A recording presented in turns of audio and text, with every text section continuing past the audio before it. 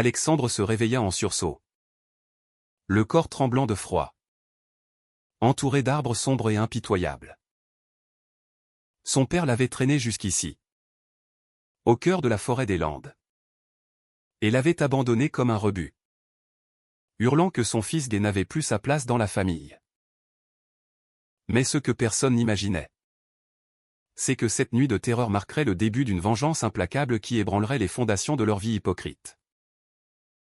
Les branches craquaient sous le vent. Et Alexandre, âgé de 20 ans à peine, sentait le sol humide s'infiltrer dans ses vêtements. Il se rappelait la dispute explosive, son père, un homme d'affaires respecté de Bordeaux, avait découvert des messages sur son téléphone. Des mots tendres échangés avec un garçon de son université. « Tu es une honte. Une aberration », avait crié son père. Les veines saillantes au cou. Avant de le forcer dans la voiture et de rouler des heures vers cette étendue sauvage. Alexandre avait supplié.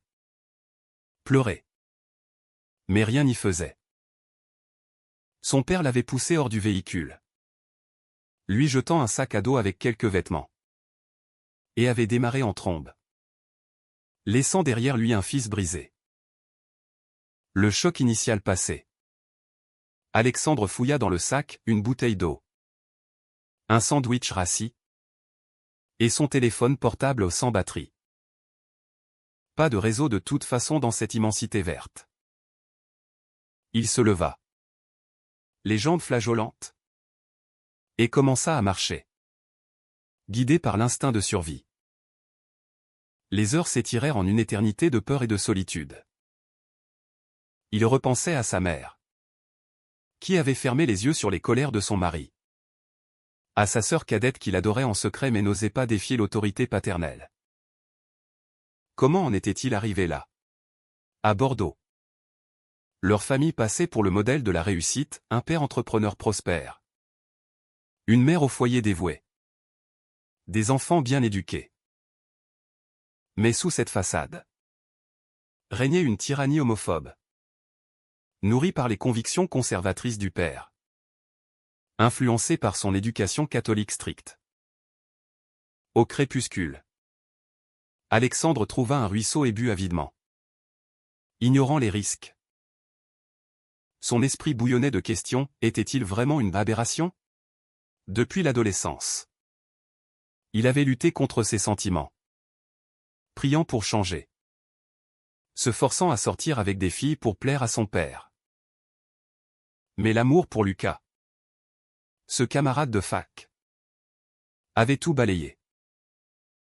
Lucas, avec son sourire confiant et ses discussions passionnées sur la littérature, avait été le premier à lui faire accepter qui il était. Et maintenant, tout cela semblait perdu. Alexandre s'effondra contre un arbre, les larmes coulant librement. Il imaginait son père rentrant à la maison, inventant une excuse pour son absence ou peut-être un voyage impromptu pour réfléchir. La société bordelaise, avec ses cercles fermés et ses jugements rapides, avalerait n'importe quel mensonge pour préserver les apparences. La nuit tomba. Et avec elle, une détermination naquit dans le cœur d'Alexandre. Il ne mourrait pas ici. Il survivrait. Reviendrait. Et confronterait son père. Mais comment? Sans ressources. Sans alliés. Il se rappelait les histoires de randonneurs perdus dans les Landes. Cette vaste pinède où l'on pouvait errer des jours sans croiser âme qui vive. Il décida de suivre le bruit distant d'une route. Marchant sans relâche. Ses pieds saignaient. Son estomac criait famine. Mais chaque pas renforçait sa résolution. Au lever du soleil, il atteignit enfin une petite route départementale. Un camionneur le prit en stop, le déposant à la gare la plus proche. Alexandre mendia quelques euros pour un billet vers Paris, où vivait un oncle éloigné qu'il n'avait pas vu depuis des années. L'oncle, un artiste libéral, l'accueillit sans jugement, lui offrant un toit et une écoute attentive. À Paris, Alexandre recommença sa vie. Il trouva un job de serveur dans un café du Marais. Quartier gay-friendly où il se sentait enfin respirer. Là, il rencontra Julien. Un jeune avocat de 22 ans. Militant pour les droits LGBT. Julien, avec ses yeux sombres et sa voix assurée, devint son ancre. Leur relation naquit lentement, faite de confidences tardives et de promenades le long de la Seine. Alexandre lui raconta son abandon.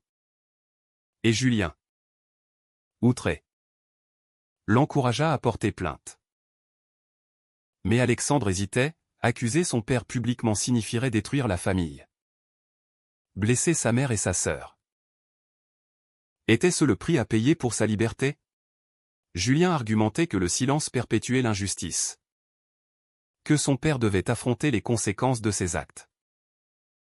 Pendant ce temps, à Bordeaux, le père d'Alexandre, Monsieur Dupont, maintenait le mensonge.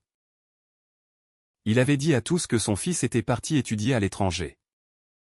Une opportunité soudaine. Sa femme, rongée par le doute, posait des questions. Mais il la faisait taire avec des menaces voilées. La sœur, Élise, âgée de 16 ans, fouillait en secret la chambre d'Alexandre, découvrant des indices qui la faisaient douter de la version officielle. Elle envoyait des messages anonymes à son frère, via un vieux compte email, espérant un signe de vie. Alexandre les lisait, le cœur serré, mais ne répondait pas, craignant d'impliquer sa sœur dans le chaos. Les mois passèrent, et Alexandre s'épanouit à Paris. Il reprit ses études en littérature, soutenu par Julien. Mais la colère couvait. Chaque nuit, il revivait l'abandon, sentant l'humiliation brûler en lui. Julien le poussait à l'action, ton père t'a volé ton identité. Réclame-la. Alexandre commença à rassembler des preuves, des enregistrements de conversations passées, des témoignages d'amis. Il contacta une association LGBT pour conseil juridique. Le dilemme moral le déchirait, venger son honneur ou préserver la paix familiale? La société française, malgré ses avancées, portait encore des stigmates d'homophobie. Surtout dans les milieux conservateurs comme celui de son père. Un soir, lors d'une manifestation pour l'égalité, Alexandre prit la parole pour la première fois, racontant son histoire anonymement. La foule applaudit. Mais au fond de lui, il savait que ce n'était qu'un début. Julien l'embrassa fièrement. Mais Alexandre sentait le poids des choix à venir. Retourner à Bordeaux signifierait une confrontation explosive. Des trahisons révélées. Et des dommages collatéraux inévitables. Était-il prêt à payer ce prix?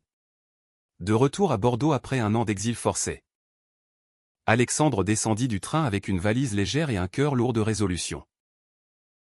Julien l'avait accompagné, insistant pour ne pas le laisser affronter seul cette tempête. Mais Alexandre savait que ce retour marquerait un point de non-retour, il venait démasquer le mensonge de son père, au risque de briser définitivement les liens familiaux. La ville lui semblait à la fois familière et étrangère. Les rues pavées du centre historique, les vignobles environnants, tout évoquait une enfance étouffante sous le joug paternel. Monsieur Dupont, dirigeant d'une entreprise de négoce en vin, régnait en maître sur sa famille et ses employés. Alexandre se dirigea vers la maison familiale. Une belle demeure bourgeoise aux abords de la Garonne. Sa mère ouvrit la porte, blêmissant à sa vue. « Alex, mon Dieu, où étais-tu » murmura-t-elle, les yeux emplis de larmes. Elle le serra dans ses bras. Mais Alexandre se raidit, sentant la trahison latente. Pourquoi n'as-tu rien fait? Maman? Pourquoi l'as-tu laissé m'abandonner? Le père rentra peu après. Et la scène fut électrique. Qu'est-ce que tu fais ici? Gronda Théil. Son visage virant au rouge. Alexandre? La voix ferme. Répondit, je suis venu pour la vérité. Tu m'as jeté comme un chien parce que je suis gai. Mais je ne me tairai plus. Le père nia en bloc, affirmant que c'était une fugue volontaire. Un caprice d'adolescent. La mère, prise entre deux feux, balbutia des excuses, révélant qu'elle avait cru au mensonge de son mari par peur. Élise, sa sœur, descendit les escaliers en courant, se jetant au cou d'Alexandre. Je savais que tu n'étais pas parti comme ça. J'ai cherché partout. Elle avait gardé ses secrets. Mais maintenant, la famille explosait. Julien attendait dehors, prêt à intervenir. Alexandre l'avait présenté comme un ami. Mais le père flairait le piège. C'est lui, n'est-ce pas, ton complice dans cette perversion? Les mots blessèrent Alexandre, ravivant les blessures de l'abandon. Il décida alors de porter l'affaire en justice, tentative d'homicide par négligence. Abandon d'enfants majeurs vulnérables. Julien, en tant qu'avocat, prépara le dossier. Mais le père contre-attaqua, utilisant ses connexions pour discréditer Alexandre. Il contacta des amis influents, répandant des rumeurs sur la folie de son fils, invoquant des troubles mentaux pour expliquer son orientation sexuelle. La société bordelaise bruissait de ragots.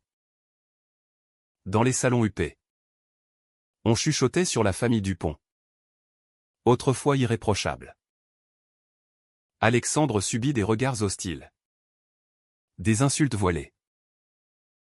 Même à l'université où il tentait de reprendre ses cours, des étudiants le fuyaient, influencés par les calomnies paternelles. Le conflit intérieur le rongeait, était-ce juste de traîner sa famille dans la boue? Sa mère le suppliait de pardonner, arguant que le père avait agi par amour maladroit, par peur du qu'en dira-t-on. Élise, déchirée, prenait le parti de son frère, mais payait le prix, disputes incessantes, isolement scolaire. Julien soutenait Alexandre, mais leur relation en pâtissait. Les tensions montaient, Julien reprochant parfois à Alexandre son hésitation. Tu dois choisir, ta vengeance ou notre avenir. Alexandre se sentait piégé, oscillant entre rage et culpabilité.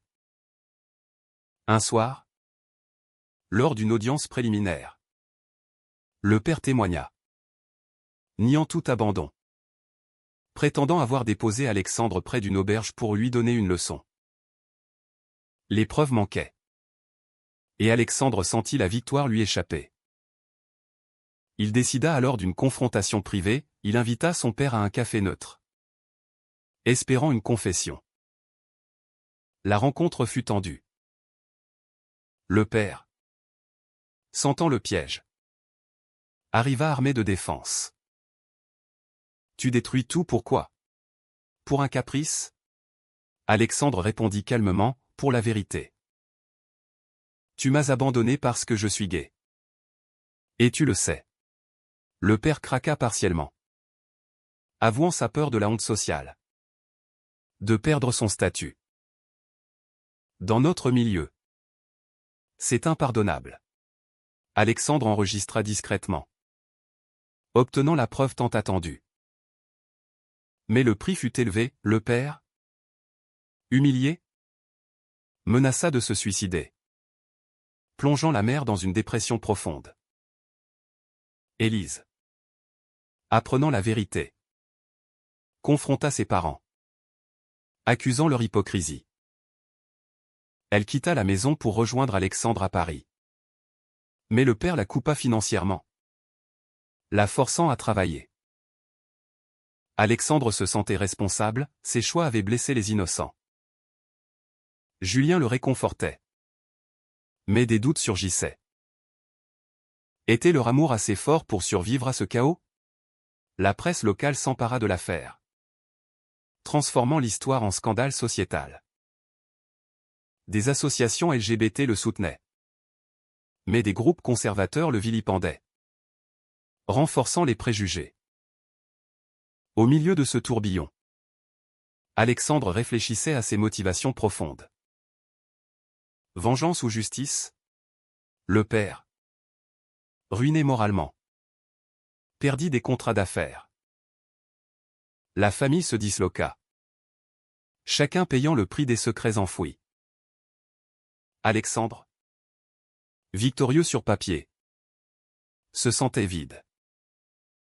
Julien proposa une pause, arguant que l'obsession le consumait. Mais Alexandre refusa, déterminé à aller jusqu'au bout. Le procès approchait, promettant plus de révélations et de souffrances.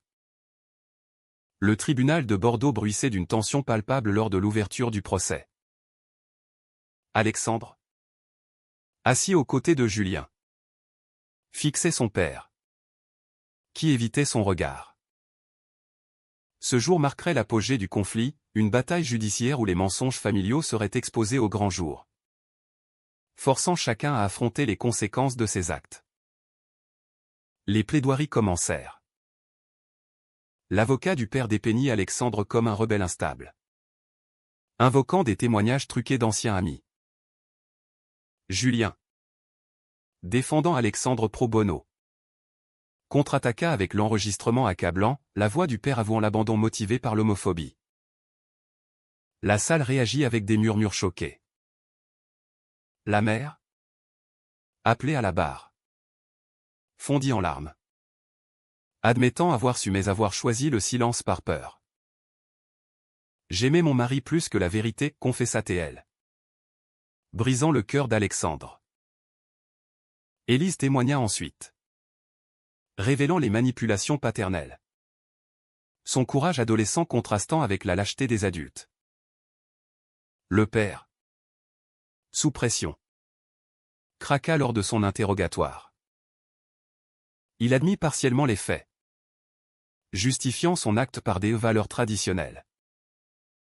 Dans une famille comme la nôtre, l'homosexualité est une menace. Le juge, une femme progressiste, fronça les sourcils, soulignant l'évolution sociétale en France depuis le mariage pour tous. Mais le débat s'enflamma, des manifestants dehors, pro et anti-LGBT, scandaient des slogans, illustrant les divisions persistantes. Alexandre, écoutant tout cela, luttait contre une vague de nausées. Était-ce cela? La justice? Exposer les faiblesses familiales pour un verdict incertain? Pendant les pauses, Julien et Alexandre se disputaient. Julien voulait une victoire totale, une condamnation exemplaire. Alexandre, voyant la détresse de sa mère, doutait. Et si je retire la plainte? Pour elle. Julien s'emporta, tu trahis tous ceux qui luttent contre l'homophobie. Leur relation, autrefois solide, se fissurait sous le poids des choix. Alexandre se sentait isolé, questionnant son identité, gay. Oui. Mais aussi fils, frère. La société le poussait à être un symbole. Mais il aspirait à la paix. Un twist inattendu surgit, un ancien employé du père témoigna, révélant que M. Dupont avait déjà couvert des scandales, y compris des discriminations au travail. Cela élargit l'affaire, attirant l'attention nationale. Des médias parisiens couvrirent le procès, transformant Alexandre en figure médiatique. Il accorda des interviews, parlant des pressions sociétales sur les jeunes gays. Mais la gloire éphémère masquait les dommages, sa mère tenta un suicide. Hospitalisée d'urgence. Alexandre la visita. La trouvant fragile. Accusatrice, ton retour nous a tous détruits. Il pleura. Réalisant le coût humain de sa quête. Élise. Soutenant son frère. Paya cher, harcelée à l'école. Elle envisagea d'abandonner ses études. Alexandre l'encouragea à tenir. Mais la culpabilité le rongeait. Le père, sentant la défaite, proposa un arrangement, une somme d'argent contre le retrait de la plainte. Alexandre refusa. Mais Julien hésita. Voyant l'épuisement de son compagnon. Peut-être est-ce assez. Tu as exposé la vérité. Alexandre, furieux, accusa Julien de trahison, tu me pushes depuis le début. Et maintenant tu recules. Leur dispute culmina en une séparation temporaire. Julien rentrant à Paris seul. Seul à Bordeaux. Alexandre affronta ses démons. Il erra dans les rues. Repensant à l'abandon dans les Landes. Cette nuit avait forgé sa résilience. Mais à quel prix? La société française. Libérale en surface. Cachait des poches de conservatisme féroce. Ses amis d'université le soutenaient. Mais beaucoup se distanciaient. Craignant les retombées. Un soir, il reçut un appel anonyme, un cousin éloigné. Gay lui aussi. Avoua avoir subi les mêmes pressions familiales. Cela renforça sa détermination. Le verdict tomba, le père fut condamné à une peine suspendue. Des travaux d'intérêt général. Et une amende substantielle. Une victoire amère. La famille était en miettes, divorce imminent. Élise chez une tante. Alexandre rentra à Paris. Brisé mais libre. Julien l'attendait. S'excusant. Ils se réconcilièrent. Mais des cicatrices persistaient. Alexandre reprit sa vie. Militant activement pour les droits LGBT. Transformant sa douleur en action. Pourtant, des doutes subsistaient. Avait-il bien fait? La vengeance avait libéré. Mais détruit. Dans les nuits agitées. Il se questionnait sur les choix moraux, pardonner ou punir. La société le félicitait. Mais au fond, il se sentait seul avec ses regrets. Des années plus tard. Alexandre, maintenant 30 ans, siégeait à une conférence sur les droits LGBT à Paris. Julien, son époux depuis 2 ans, était à ses côtés. Leur vie semblait apaisée. Mais les échos du passé ressurgissaient, un appel de sa sœur Élise. Annonçant la mort imminente de leur père. Ravivait les vieux conflits. Le père, affaibli par un cancer, avait demandé à voir Alexandre. Élise, devenue une jeune femme indépendante, insista, il veut se repentir. Alexandre hésita. Le cœur partagé. Julien conseilla la prudence, ne rouvre pas les plaies. Mais Alexandre, mûri par les épreuves, décida d'y aller. À l'hôpital de Bordeaux, il trouva son père amaigri, branché à des machines.